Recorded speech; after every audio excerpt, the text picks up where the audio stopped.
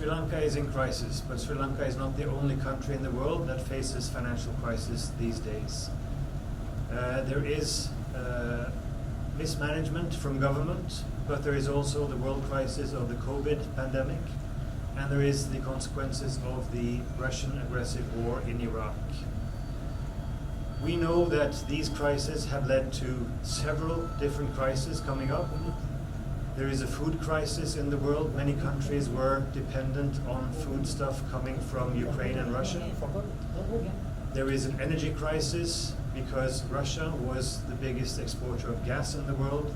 So many countries that now try to make themselves independent on Russian gas exports and oil exports find themselves searching for other sources of energy, which has meant that energy prices have gone through the roof in many countries.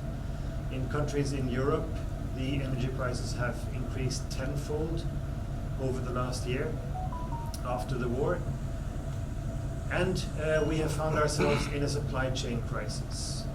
We have understood that every country in the world is so woven into the international supply chains that the world production is dependent on production in most countries. So there is a halt in production in many big commodities like cars, like electronics, like textiles, because of the supply chain crisis. And in Sri Lanka, this comes on top of, we have to say, mismanagement from governmental agencies, which has led to a financial default, which means that Sri Lanka has failed to repay its debts, which of course is a crisis coming on top of the international developments in general. The consequences of this is felt by all citizens in your country, and we have to say throughout the world that the crisis hits the poor much harder than the rich. And of the poorer, it hits women, it hits youth, it hits precarious workers much harder than people who have a steady fixed job with a fixed income. So we have to look at all of the people being hard hit by crisis to be able to solve the crisis. And for IndustriAll as a global trade union movement, it is all about the basics, fundamental rights like the right to organize and the right to bargain collectively. These rights are under more pressure when the world is in crisis than when the world is moving forward. And we see that in many countries that the attacks on trade unions are more heavily put when there is a crisis than when the situation is normal. So also in Sri Lanka. I'm saying this not just because I'm a trade unionist, but because trade union rights, basic trade union rights, are recognized as fundamental human rights, both in the United Nations through the Human Rights Declaration. It is also recognized by the International Monetary Fund, who has lent money to Sri Lanka and other countries. It is recognized by the World Trade Organization, the World Bank, the OECD.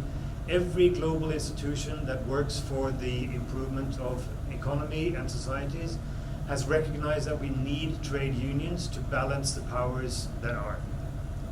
So my encouragement to the Sri Lankan government in this crisis is turn to the trade unions and find solutions with the trade unions. This is in line with your international obligations, but it's also in line with recommendations coming, amongst other, from the body that has lent money to Sri Lanka.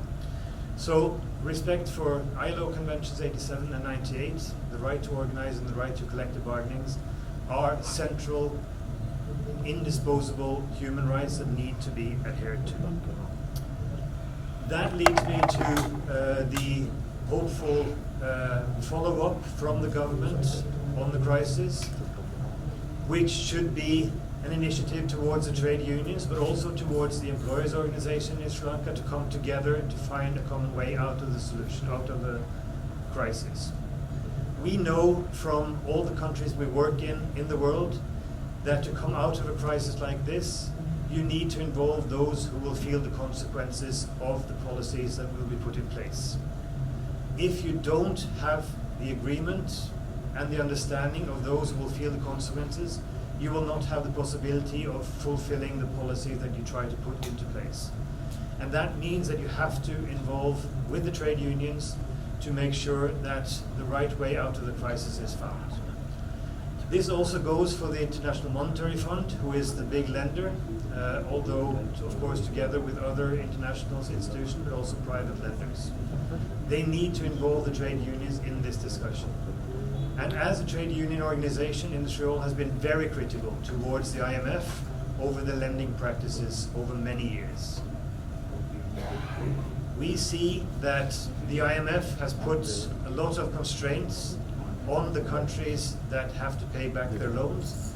They have put in structural adjustment programs, which very often have resulted in a reduction in the public sector, reduction in public spending, privatization of public companies, and we are convinced that that is not the right way forward.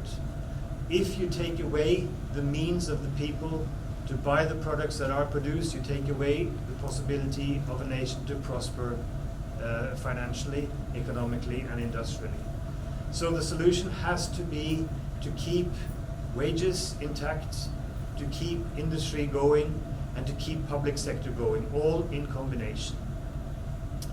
Finally, I want to say a few words about the idea that many industrialists put on the table, that if you increase wages, if you stop the development towards greater inequality, companies will leave the country. We hear this argument all around the world, in every country where there is a recession. But let me tell you that industry is interested in the end in one thing, and that is long-term stability.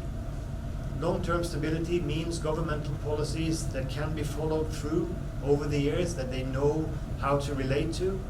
If they know that government will engage with trade unions, they will take that into consideration when they make their long-term planning for industrial investment. And it will normally not result in companies leaving. It will almost always not result in the companies leaving.